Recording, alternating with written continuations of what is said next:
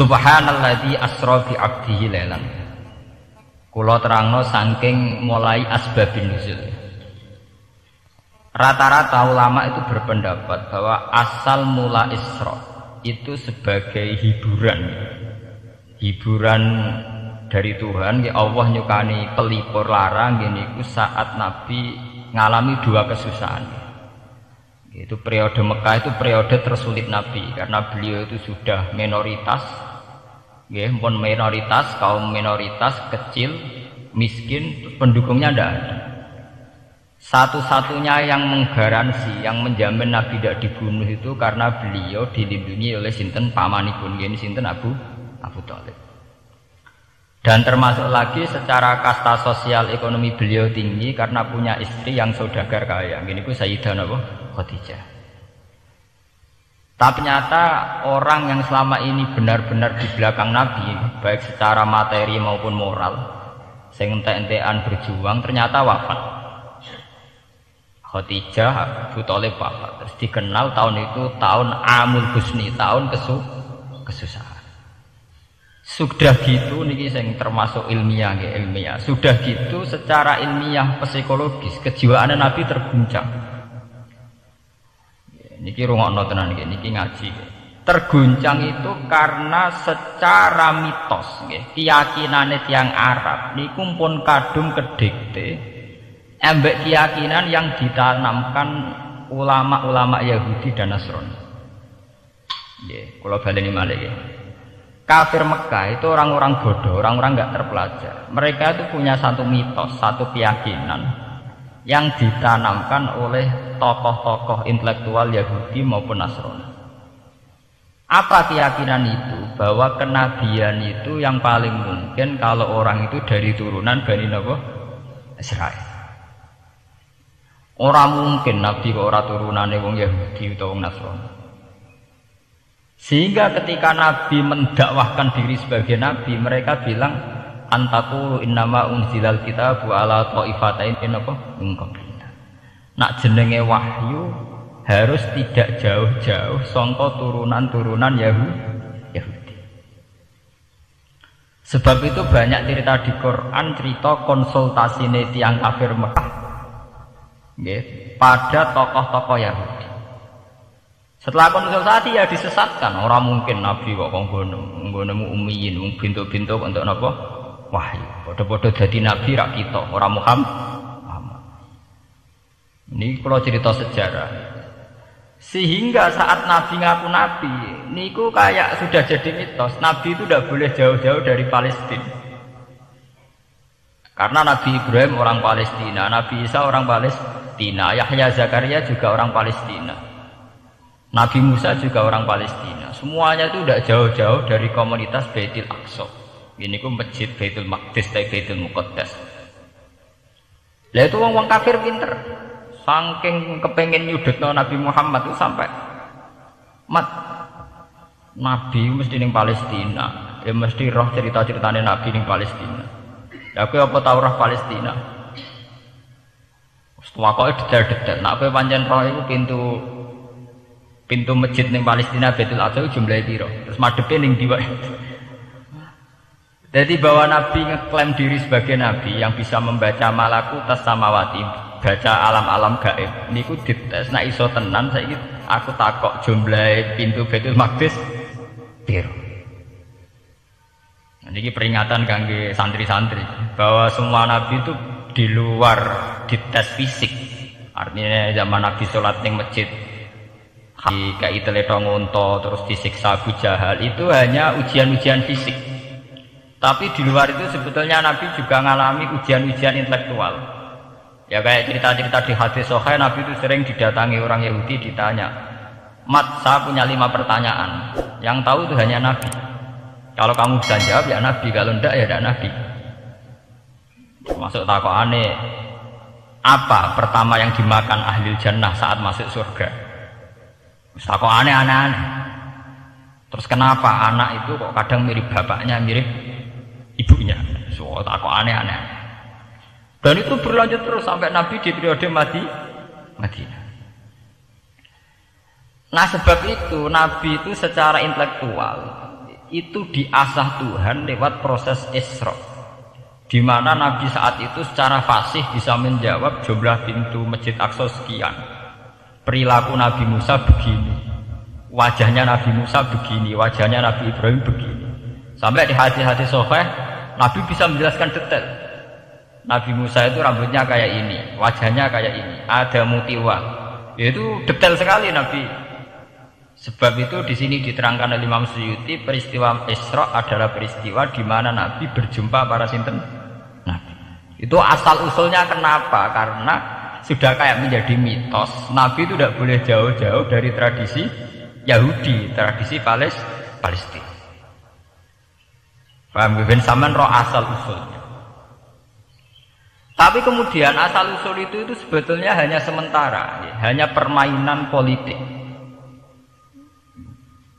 Sampean ben roh sejarah, permainan politik, manipulasi politik. Sebetulnya Nabi itu ya tidak jauh-jauh dari beliau adalah keturunan Israel. Israel itu bukan menunjuk sebuah negara loh, sampean pun salah paham. Israel dalam bahasa Quran itu menunjuk auladi Yakub. Israel menjadi negara kan baru kemarin setelah diberi kemerdekaan Inggris, paham ya? Israel sebagai negara kan baru apa? Kemarin. Sehingga istilah Israel di Quran maupun di hadis adalah menunjuk auladi Yakub. So intinya di antara anak Nabi Yakub ono jenenge Yahuda. Yahuda di turunan-turunan itu Bani Yahuda niku diarani Bani napa? Israel. Ternyata setelah dirunut, Nabi Muhammad itu ada beda jauh dengan keluarga Israel. Karena Nabi adalah turunannya Nabi sinten Ibrahim. Okay. Nabi Ibrahim niku gada putra kalih sing gada turunan gini Ishak kalian Ismail.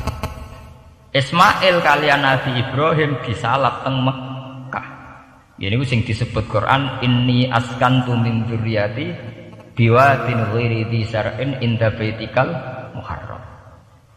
Terus saking Nabi Ismail nurun-nurun ngantos Sayyid Adnan. Ya, melane nak teng berjanji disebut wa adnanu bila raid bin intadzabil ulumin nasabiyah ila dzabihi Ismail nisbatuhu wa mun. Secara teori ilmu nasab Sayyid Adnan jelas-jelas wa adnanu bila raid bin intadzabil ulumin nasabiyah ila dzabihi Ismail nisbatuhu wa mun. Tapi yang menjadi masalah, yaitu tadi saya sudah bilang, seakan-akan Nabi Muhammad itu orang yang benar-benar berbeda dari dinasti itu, dari keturunan itu. Karena orang Yahudi, orang kafir Mekah di kepentingan menggagalkan kenabian Muhammad, sehingga dilecehno Muhammad bin Abi Kabsah. Oh Muhammad yang cilik di rumah tukang ngangon wedhus. Jadi, kowe nak seneng kiai kan. Inna akramakum indallahi atqakum. Cek ben Karlan, cek Karmin pokoke takwa ya kiai. Tapi nek lagi gedeng kiai iku kan anake Karlan kok kakean tingkah. Lah dhisik wong Mekah ya ngoten niku. Dadi nak muni Muhammad bin Abdullah bin Abdul Muthalib itu cek terhormat. Mereka adalah orang-orang bangsawan di seputar Quraisy. Nabi itu kastane Quraisy. Jadi kalau Muhammad bin Abdullah bin Abdul Muthalib itu cek ketok terhormat. Wong kafir pinter nak istilahna ora Muhammad bin Abdullah. Muhammad bin Abi Kabsah. Mergo cilike Nabi tau dirumat, cara kene ya Karlan ning penjara desa. Mulane Nabi tau angon wedhus, mergo tau di bapak angkat sing tukang napa? Wedhus. Lah wong Mekah pinter, dididik wong Yahudi. Kena istilahna aja Muhammad bin Abdullah bin Abdul Muthalib. Iku cek kekerenan, terlalu napa? Keren. Di Muhammad bin Ibnu Abi Kabsah. Wong nak seneng Pak Harto kan Soeharto jenderal besar. Nek sing gedhe wong komusuk kan repot. Terus nyebut desa asli ini asal. Nek seneng bupati ya jadi bupati. Orang nomor 1 di Bojonegoro. Nek gedeng golekno asal usule. Ngoten umur sunnatullah mulai riyen sampai kiamat ya. Sunnatullah ini hati kelas napa? Mengkop. Walanta jidal sunnatillah napa? Tabdila. Ya akan begitu. Nah sehingga peristiwa Isra itu satu peristiwa rohani ya. Selain peristiwa rohani nanti akan diwajibkan sholat, juga ada peristiwa intelektual, ada pengajaran intelektual. bahwa semua nabi itu harus punya tradisi yang sama, punya karakter yang sama. Jika nabi dalam proses Isra itu dipertemukan dengan Nabi Ibrahim, Nabi Musa, nabi-nabi yang lain. Dan diskusi di situ juga ada diskusi. Paham ya? Niki penting ya, penting kalau terangkan karena kalau tanpa tradisi yang berkelanjutan ya, sing disebut tenggene thariqah jenenge as-sanad mu'tabar, sanad sing mu'tabar utawi nak tenggene pondok-pondok kitab disebut sanad sing muttasil. Ini nanti semua tradisi kenabian akan melenceng. Kalau melenceng itu ngeri. Karena setiap orang yang mesti ada subjektivitas sendiri, punya versinya sendiri.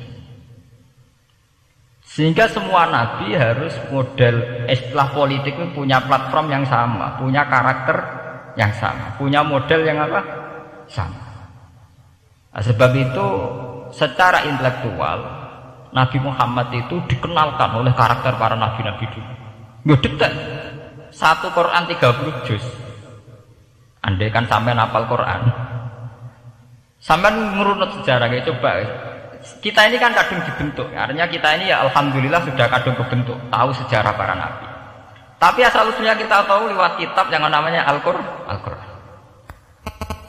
Supaya apa? Nabi Muhammad itu dibimbing bahwa Quran atau ajaran beliau benar-benar musaddiqal lima baina yadayhi, benar-benar selaras dengan ajaran sebelumnya. Mulai ajaran yang bersifat samawi sampai hal-hal yang basyariah, yang menyangkut tabiat apa? Basyariah. Kalau contohnya ngeten, misalnya begini.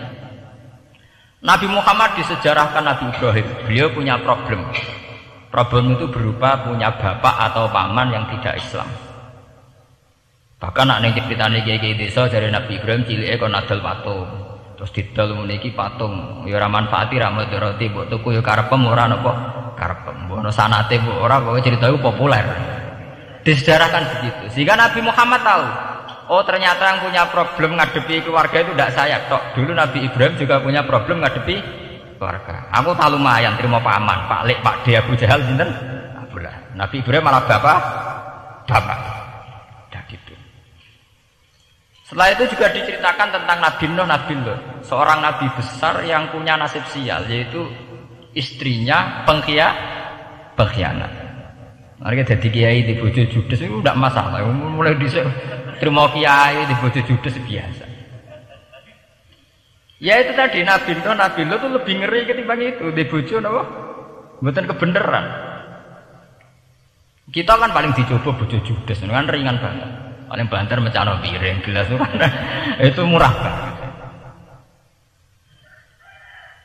Begitu terus. Nabi Musa aja begitu.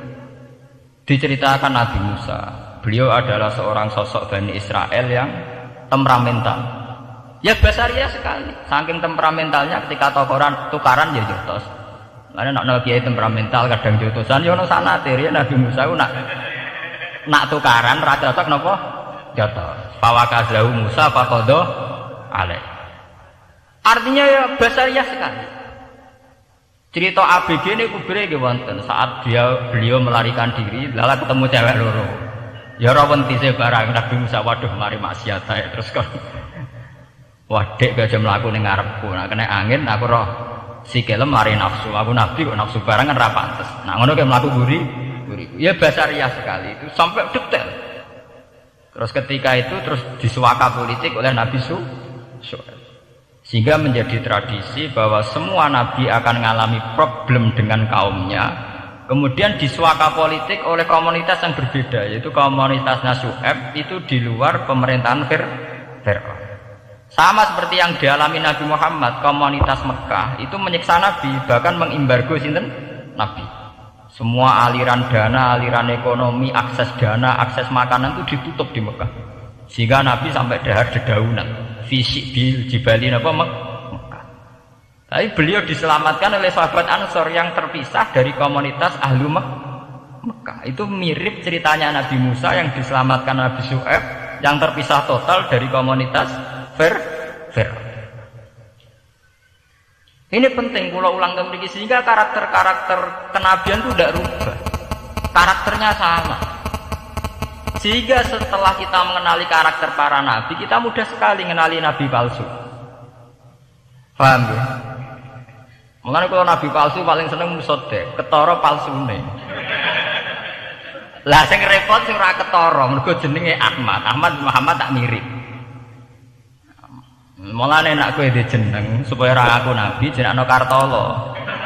Mergo nek Ahmad bin Gulam ora jenenge Ahmad. Ana terkenale nabi nek ora jenenge Muhammad utawa napa? Ahmad. Mulane Ahmad bin Gulam pas ngaku nabi pengaruhe gedhe mergo mirip. Mulane kula wingi takoki mahasiswa Jogja, Gus. Cara jenengan jeneng Jawa mbek Arab apa iki? Nak trene akeh nabi palsu apik Jawa Kartolo. Karena secara kriteria kenabian tidak akan masuk. Anak-anak jenenge Kartolo atau Karmin itu tidak akan masuk kriteria wong sing bakal jadi nabi. Lah anak jenenge Ahmad tak mirip-mirip nabi. Oh Ahmad Gulam bin Mirza wani ngaku nabi mergo jenenge Ahmad. Musaddiq ya mergo musaddiqal lima bena ya deh. Lah anak Kartolo, Karmin, Karlan agak ono. Mulane saiki sing jenenge Jawa kudu syukur. Akan terbebas dari mengaku napa? Nabi. Lho syukur kan gak akan salah. Di barokah sampean jeneng Jawa orang arang ngaku napa? Nabi. Selamat. Kudu syukur. Paham ya? Enggak apa-apa, itu harus dinikmati. Ya itu tadi, karena Nabi itu punya karakter yang sama, punya tradisi yang sama, yang mirip-mirip. Itu kenapa Quran berkali-kali menceritakan sisi-sisi kenabian Nabi di luar Nabi Muhammad. Karena biar karakter Nabi Muhammad terbentuk, ya, terbentuk dengan karakter Nabi sebelumnya. Tidak melenceng. Kemudian itu ditiru oleh ulama kita.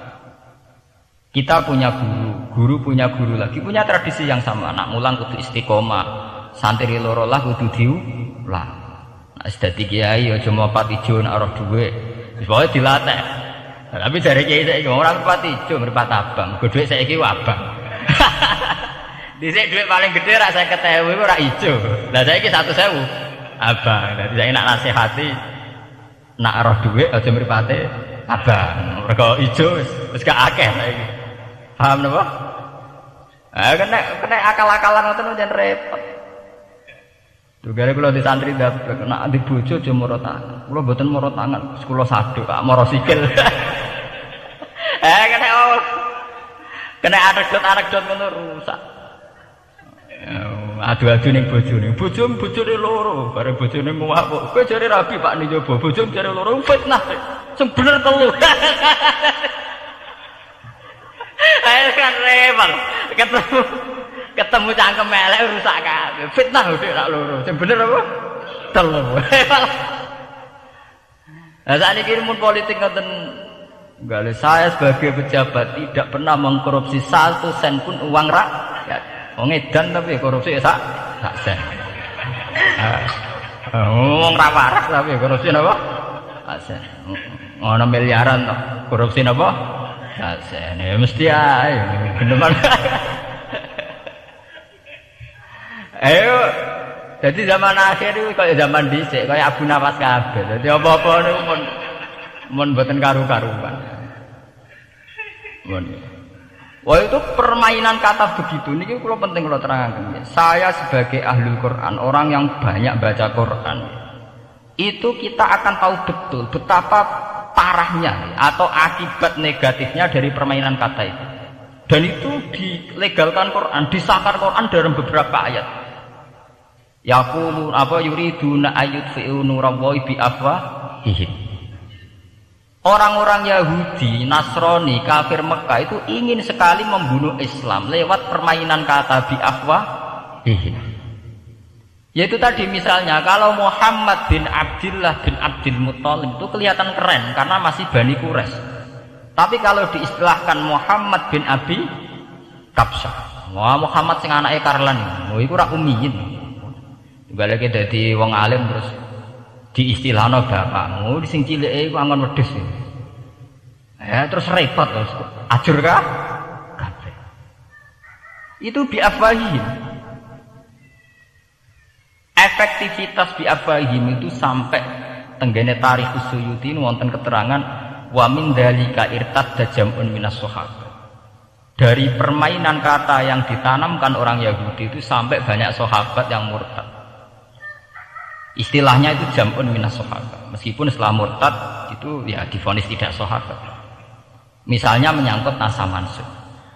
Orang Yahudi pinter, du'afaul muslimin, orang-orang muslim yang imannya masih lemah. Delok le nabimu, wong kok pelin-pelane ngono. Dhisik Ka'bah madhep Baitul Maqdis. Iku wis bener iku, mergo kiblate Nabi Musa. Nabi-nabi dhisik kiblate Baitul Maqdis. Nah, saiki gara-gara dekne kangen keluargane pancen dekne cah Mekah, saiki kangen Mekah. Terus kon manggon omahe buyut-buyute. Dadi saiki kiblat diadepno omahe buyute. Kangen-kangene dhewe di urusan kiblat. Jadi pas Nabi itu masih di Medina. 16 bulan Nabi salate madhep Baitul Maqdis. Suatu saat tok wahyu falan walliyannaka kiblatan tardu. Fawalli wajhaka satral masjidil haram. Sakniki kan madhep teng Mekah. Sajane iki normal saja. Artinya normal ya normal. Tapi orang Yahudi memanipulasi bahwa itu fakta, bahwa Muhammad itu memimpin agama dengan cara tradisinya sendiri. Mergo dekne kangen keluargane ra iso muleh. Terus salat madhep daerahe dhewe. Nggo pelipur lah. Jare sahabat sing mbok apal muslimin diangen-angen ya iya. Nah niki kula peringatan tentang santri-santri ya. Sebab itu kalau sampean jadi kiai itu santri harus punya wawasan intelektual yang luas. Semenjak itu Quran mewahyukan secara nalar sejarah.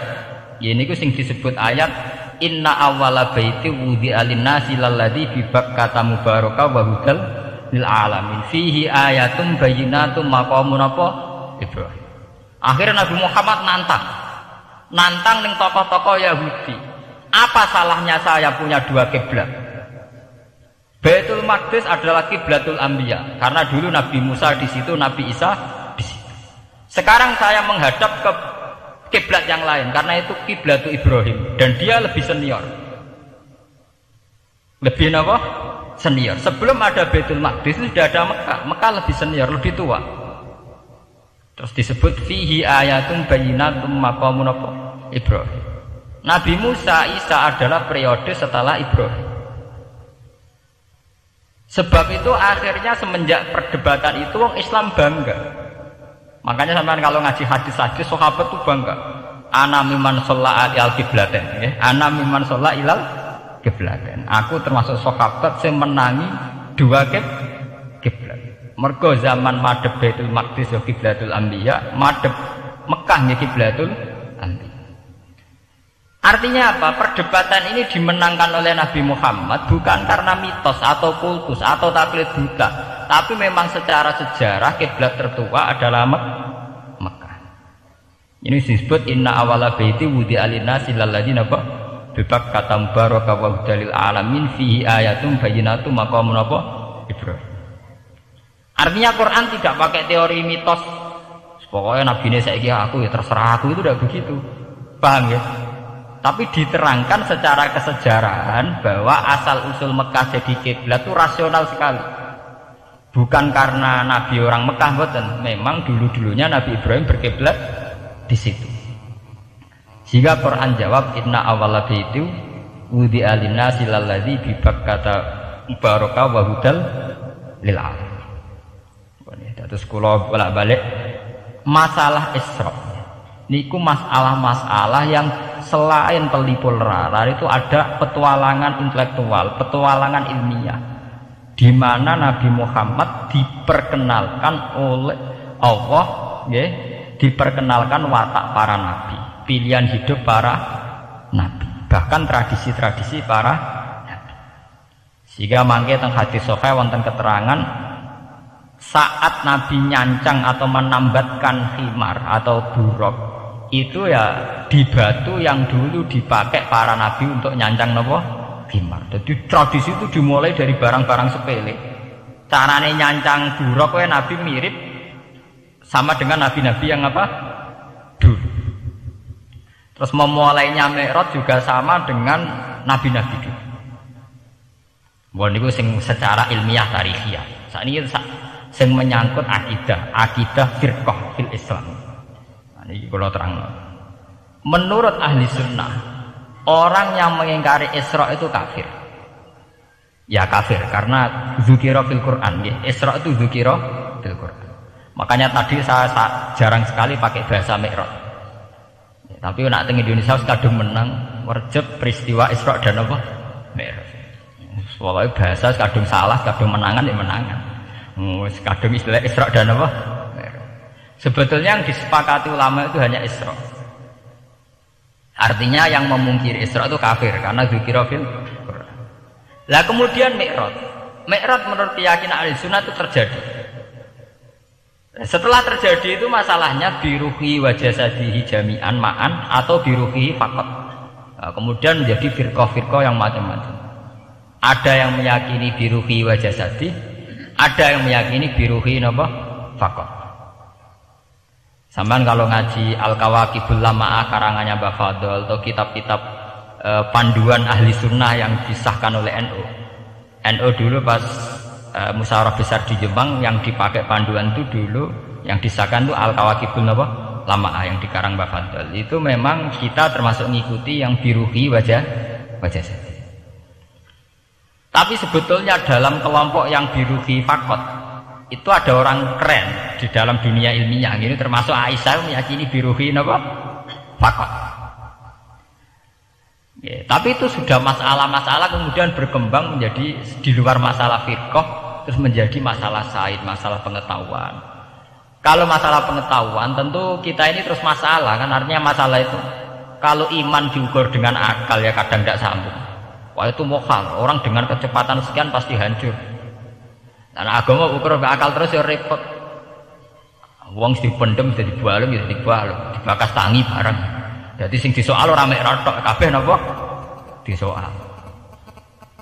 Manjen masalah manusa iku masalah sing ya begitu. Mpun niku mboten penting. Nah, itu terus kemudian menjadi firqah.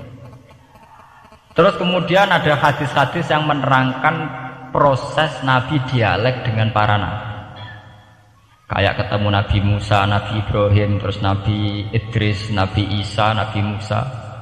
Itu terus diterangkan di hadis-hadis sahih. Dan ini kalau balik tentang keterangan wau, sebetulnya pertemuan-pertemuan ini itu dimaksudkan Nabi biar punya tradisi yang sama dengan Nabi-Nabi sebelum. Karena ini penting. Sama nek sira rasane dadi kiai. Niku krasa banget. Misalnya kita akan dididik ala pesantren misalnya. Kita punya kiai-kiai yang punya tradisi. Misalnya nak wong nakal, wong minum, astagfirullahaladzim, wong kok ngono kan. Ya hanya begitu. Sehingga wis kaya identik angger kiai NU atau amalia NU iku rawani naboki wong sing nyabu. Ya rawani nyaduki wong sing lagi minum. Kemudian itu dianggap satu kekurangan atau apa, walhasil kemudian lahir kayak FPI. Orang yang tidak menerima metode itu. Tapi sudah kayak ada janjian tuh begitu. Kiai paling anti kemungkaran lah. Bisa kiai paling kerengau sopo yang terkenal kerengau. Mereka tidak punya catatan repot bahwa mereka pernah jotosi wong minum. Masih sing sering jotosi santri lah itu tetap rata. Terkenal jotosi apa? Wong sing mabuk, wong sing minum. Itu sudah kayak tradisi. Dulu zaman Basim Asari Jombang terkenal hijau be abang, sing abang ya abangan tenan. Sing hijau. Tapi tidak ada catatan sejarah kiai jotosan be pemabuk. Ya memang kayak kita sudah punya tradisi nak roh kemungkaran itu menang kalah itu lewat proses bil hikmati wal mau'izatil hasan. Kita ini kayak punya tradisi nak roh kemungkaran milih model Nabi wa mahdi qaumi fa innahum layak. Itu ya kayak ada janjian begitu. Meskipun kita sebagai orang alim ya tahu nahi mungkar itu wajib, nahi mungkar itu begini-begini, tapi ya praktek kita tidak pernah begitu. Kalau di Timur Tengah kebalikan, mana ada terima karuan wong nakal, podo soleh beda aliran halal dibunuh, sehingga wong Sunni yang ngalalo dari wong Syiah yang ngalalo dari apa? Wong Sunni. Ya sudah kayak tradisi. Sampai anak mau kitab fikih khas Arab. Mau biasa muni wong ngene iku muhadarun damu. Padahal ya wong soleh, wong Islam di mazhab apa ini istisadarun apa? Damu. Sehingga kita itu tadi kita punya tradisi. Saya tuh kalau sedang tahajud, matehai para wali-wali songo atau apa, Itu yang terpikir di saya itu hanya satu. Agama Islam itu lahir lewat Quran dan hadis. Tapi kemudian tahu-tahu tetap berimprovisasi, berkembang sesuai tokoh yang membawa. Sampai kalau melihat Islam di India dulu sampai perang besar-besaran. Kemudian zaman Abul A'la Al-Maududi, zaman periode Muhammad Iqbal, sampai India pecah, kemudian jadi Pakistan yang bernegara apa? Islam. Karena banyak konseptor Islam yang tidak setuju negara sekuler. Akhirnya mereka misah jadi negara Islam Pakistan. Kemudian Timur Tengah juga begitu. Karena Timur Tengah sudah Islam semua, masalahnya itu diislamkan ala Sunni atau ala Syiah. Iran menjelma sebagai aliran Syiah. Yang Sunni dianggap sesat, halal darah. Irak zaman Saddam Hussein pemerintahan Sunni. Sing Syiah dibantai, sehingga wong Kurdi do mati. Era Saddam ke gendenan Saddam sing di. Makanya kalau saya ngaji di Jogja, seminar di Jogja bilang, kita ini harus bersyukur. Kita ini punya tradisi konflik yang terbaik di dunia. Enggak, kita ini punya tradisi konflik yang terbaik di dunia.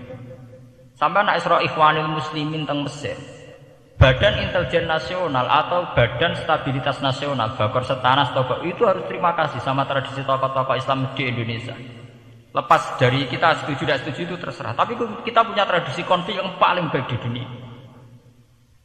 Kurang bencinya Gus Dur sama FPI atau FPI sama Gus Dur. Paling mereka ya adu statement di depan wartawan. Itu bagus sekali. Cara orang Arab wis tembak-tembakan. Kita punya sejarah. Secara pesantren saya itu punya sejarah panjang. Zaman Mbah Imam beda dengan Mbah Zubair. Zaman Kiai Memun beda dengan Kiai yang lain. Paling adu statement saat ada tamu itu paling bagus. Kita punya tradisi konflik paling bagus di dunia. Kayak apa mangkelnya orang NU saat Gus Dur diimpis, dipecat. Tapi habis itu ya sering seminar ketemu Amin Rais. Ya mereka adu polemik. Ini tidak konstitusional, ini apa? Gus Dur nggawa jurus dekret. Sing sitok nggawa jurus sidang istimewa. Nah, kurang serem sidang istimewa dilawan sidang luar biasa. Pokoknya agak istilah sing serem-serem. Tapi tidak saling bunuh loh. Sampeyan harus syukur. Selama ini orang awam sering bilang, loh kiai kok tukaran. Sampai bandingkan di Timur Tengah, jenenge tukaran mesti tahdirudak. Para polisi, para badan intelijen, para yang menjaga stabilitas negara ini harus terima kasih sama tradisi tokoh-tokoh Indonesia. Yang namanya di Mesir, di Irak, di mana-mana jenenge tukaran mesti melibatkan pertumpahan darah. Saat Arab Saudi jadi Wahabi itu besar-besaran pembunuhan apa pengusiran orang-orang Sunni. Tapi di Indonesia enggak, di anarkis. Paling itu tadi adu polemik. MLB dilawan MLB itu masih keren sekali, tidak apa-apa. Itu lebih baik ketimbang adu jotos atau adu hizib. Itu masih bagus. Dan ini sampean biar paham, biar syukur jadi bangsa Indonesia. Kita punya tradisi konflik yang baik. Sama nak istroh peristiwa teng Irak ya, teng Sudan, teng Khartoum, teng Darfur. Itu kan orang Islam semua. Gara-gara beda madzhab saling bunuh. Di Mesir ya gitu Ikhwanul Muslimin dengan pemerintah dan sebagainya. Hatta saya sebesar saya tutup sing tokoh populer mohon tak budute mboten jelas. Di Indonesia bagus sekali. Kita menangi zaman secara sejarah ya. Kita menangi bedanya dulu Ahmad Hasan dengan tokoh-tokoh NU. Kulo nu menangi secara sejarah sering baca. Terus zaman anyar-anyarane NU asas tunggal, bedanya Gus Dur dengan Kiai As'ad. Sak mangke bedane PKB dua versi. Mereka menyelesaikan secara beradab. Lewat pengadilan, kok pengadilan kalah lewat MA, beradab sekali. Kita harus bersyukur. Dibanding penyelesaian konflik kayak di Irak kemudian ngundang Amerika, akhirnya sekarang kacau baru. Di Timor Leste yang latihan bikin rambut bertak disudut. Indonesia paling banter ngobong fotonya SBC. Ya masih terhormat, masih artinya masih beretika. Kita harus syukur punya bangsa yang beradab. Wong ras tujuan antar kiai ya rasan-rasanan. Kiai kok ngono, sitok kiai kok ngono. Enggak sing kiai tengah-tengah ayo ana sing ngono ana sing ngene dadi. Sing ra melok-melok biasanya terus milih amane, ya ana sing ngono ana sing ngene. Jadi artinya kita yang baik. Saya itu berkali-kali ngaji. Sampean kalau sering baca Quran dan menghayati, artinya orang baca Quran pelang-pelang rara karepe menghayati. Saya itu sekarang sesadar-sadarnya, saya masih belajar. Ini jamaah sini harus tahu. Saya hingga detik ini masih belajar. Entah itu lewat belajar baca Jalalain atau belajar merenung maupun belajar lewat yang lain. Quran itu dulu ya sering nyebut begitu itu saya tidak paham. Sekarang itu saya paham, tambah paham. Misalnya di juz 4 ada istilah ikhwanan. Orang mukmin disuruh ingat peristiwa-peristiwa yang dulu saling kuntum a'daan fa'allafa baina qulubikum fa asbahtum bi nikmatihi napa ikhwanan. Dulu kamu bermusuh-musuhan yaitu antara kelompok Aus dan Khazraj. Gara-gara barokatul Islam sekarang kamu menjadi ikhwanan. Menjadi bersaudara. Sampai kalau melihat TV merunut konflik di Irak, sering ada bom bunuh diri, itu kan ada asal usulnya. Memang sekarang orang menimpakan kesalahan itu pada pasukan multinasional yang dipimpin Amerika dan Inggris. Tapi sebetulnya ada usul-usulnya. Sampai Amerika bisa masuk karena orang Irak tidak ikhwan. Tidak apa? Yaitu ada Syiah, ada Sunni, mereka saling menikam, saling bunuh. Sehingga karena tidak ada ikhwanan ini pihak ketiga masuk, yaitu tentara multinasional. Makanya saat di Jogja ditanya, cara jenengan sebuti menyangkut Ahmadiyah, menyangkut konflik di Jakarta, saya bilang, sekarang setiap orang bikin from apa forum, yaitu baik, kalau niatnya baik. Tapi andaikan saya ditanya Tuhan nanti, hakku itu kelompok apa? Pokoknya anggar NU atau Muhammadiyah aja mayoritas, kamu milih salah sitok itu. Bukan karena saya oportunis milih yang besar, itu lebih baik, lebih maslahat. Karena kalau setiap orang merasa benar bikin kelompok sendiri akan menjadi kelompok banyak. Dan saat menjadi kelompok banyak, tentu konfliknya lebih tidak terpola. Tidak apa? Terpola. Umpama Hasim tukaran mbek Din Samsudin itu terpola. Tapi nek anggar wong ngrasa ketua dhewe tidak terpola. Bagaimanapun ikhwanan harus disyukuri. Nggih, dalam kondisi berteman. Sebab itu Nabi sering ngendikan ilzamu jamaahirul muslimin wa man sadda saddafin. Mbok kamu itu ikut kelompok mayoritas saja.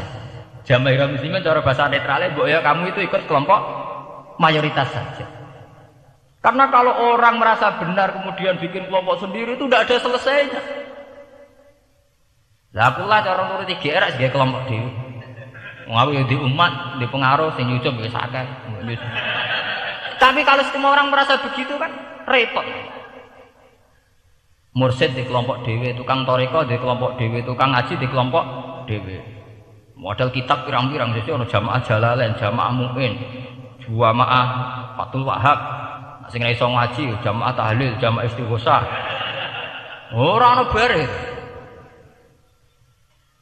Saya tuh kalau ditanya di Jogja, meskipun saya kritis, artinya kritis itu mungkin terhadap satu fenomena kita tidak setuju atau Muhammadiyah dalam banyak hal atau satu dua hal.